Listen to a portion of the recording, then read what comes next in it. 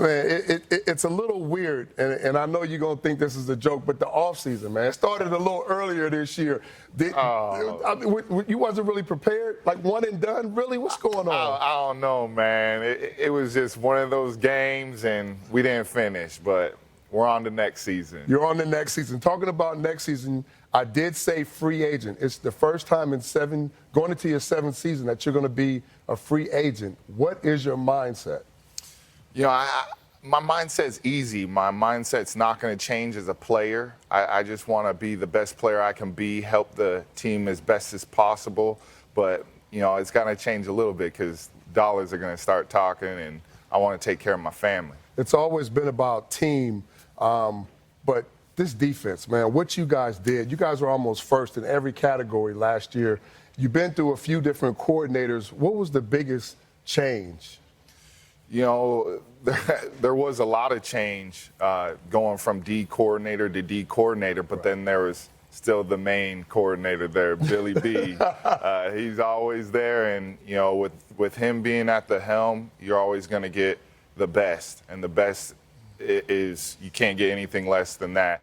When I left and I was a free agent, I was a little nervous. Are you a little nervous going into free agent, or are you excited? Yeah, I'm excited. I've worked my whole life for this opportunity. I'm pumped. I'm ready to go. I'm ready to see what's popping. What makes guys like you so valuable is your versatility. There was an article that came out on NFL.com with Mike Garafolo that it kind of compared what Tyrann Mathieu said about he's just not a safety. He does a lot more. Is that important for GMs and coaches to understand about what you do on the football field as a linebacker? So many different things you can do. Yes, I feel like I'm in that skill set, the mindset that he has. I don't compare myself to him because he plays totally different roles than me. But for me personally, I feel like I'm positionless. I don't have a position.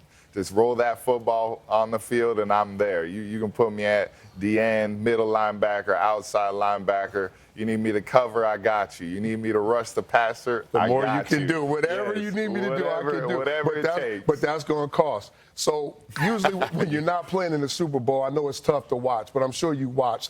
And in the Super Bowl MVP, Pat Mahomes, I just want to talk about him. You have a winning record against him. What separates Pat Mahomes from all these other quarterbacks in the league? Oh, man, there's so many things he can do. It's not as simple to answer the question. But if I were to have to say one thing in particular, it'd have to be his playmaking ability outside the pocket. When he's outside the pocket scrambling, doing no-look throws, he could throw it 90 yards down the field. He could throw it a 20-yard dime piece over a linebacker or a DB. So I would just say his playmaking ability outside the pocket. You're kind of familiar with a quarterback that was playing in New England who's a free agent too. What are your thoughts on Tom either coming back or possibly going to a different team? It's crazy to even say, right? It is. I don't want to say it. I don't want to see it, but I mean, it's a possibility. Yeah. You know, whatever he wants to do for his family, I think he needs to do. I mean, he's given so much to the league, so much to New England. I just hope for him and his family they make the best decision. I can't wait. I'm watching. I'm eating my popcorn just like everybody else, waiting to see where he goes to. It's the biggest story of the offseason. Yeah. Well, somebody's got a 29th birthday coming up. I do. Pretty soon. Is what happened in free agency going to determine how big the birthday celebration is, and do I get an invite? Everybody's invited. Everybody's invited. Yeah, you know where we go. It's coming in. Hopefully I see everybody in Vegas. All right, remember, man, when you get that check and then you celebrate, we all want our invite at Total Access. Appreciate you, man. Yes. Always a pleasure having you, brother. Thank you. I appreciate you all day. Now this the fun part.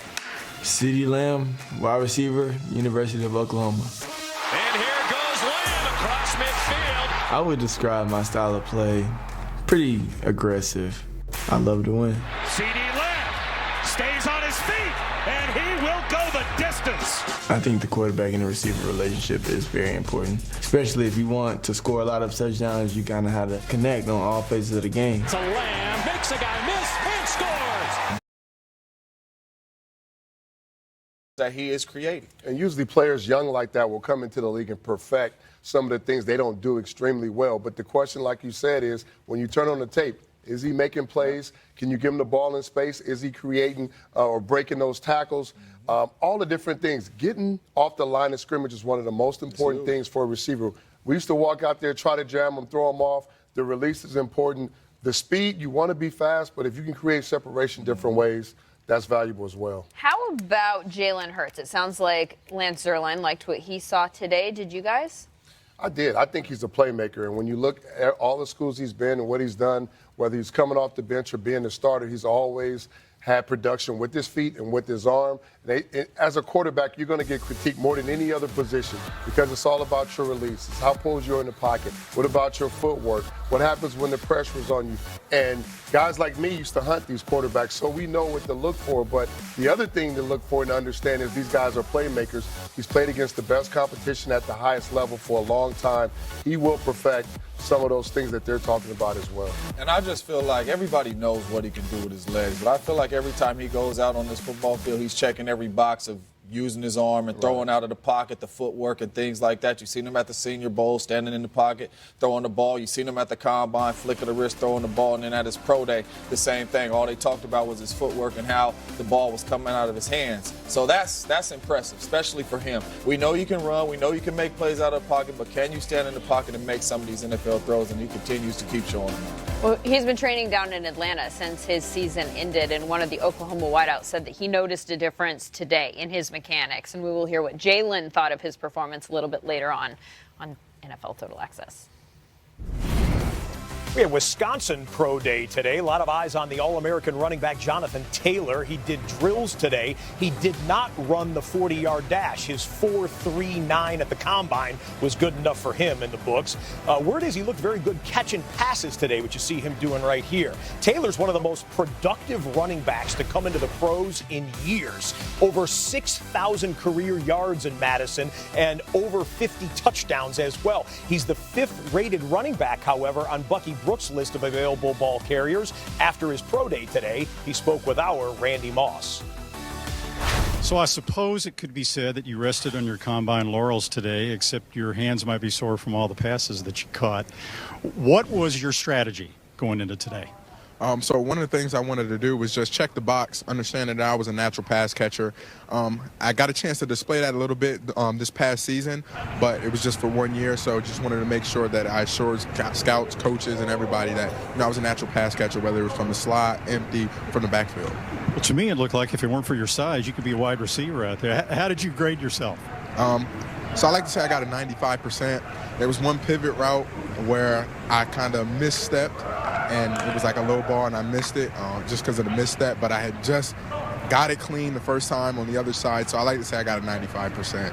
So all the training now for all the on-field drills is over with. But how do you prepare for all the pre-draft visits that you're going to have coming up between now and Las Vegas? So now really it's time to get geared towards football. You've been doing testing drills the whole time. You've been worrying about you're going to catch this ball or you're going to go through the bags like this. Now it's just football now. So it's easy.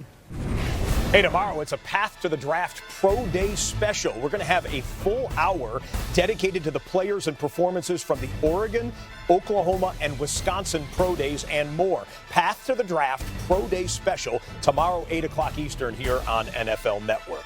Latest headlines now. One of the best linemen of the past decade officially retired today. Baltimore guard Marshall Yanda said goodbye in a news conference at team headquarters. The Ravens announced today that Yanda, an 8-time Pro Bowler, will be inducted into the team's Ring of Honor this season.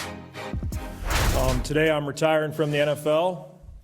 I want to thank Mr. Bisciotti, Ozzie Newsome, Eric DeCosta, and Dick Cass for the incredible opportunity to play for such a great franchise. I love this game, and I love playing this game. I've been so thankful to have been blessed to play this game for 23 years. It's a long time. This game changed my life and my family's life for the better. I'm thankful for, and I will miss the battles I had against so many players and great coaches.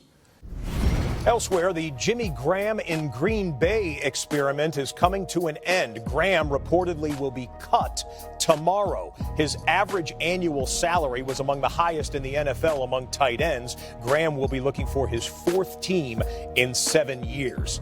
Some other news from around the NFL. The Texans announced today after 9 seasons they have mutually agreed that corner Jonathan Joseph will enter free agency. Joseph is the franchise's all-time leader in interceptions with 17. The Dolphins are going to cut Rashad Jones, the safety. He's 32 years old, and he still had 2 years left on a 3-year deal. And former Browns linebacker Christian Kirksey visited the Raiders today. Still to come on NFL Total Access, the curious case of Jameis Winston. He is magic. He is maddening. He's incredible. He's infuriating.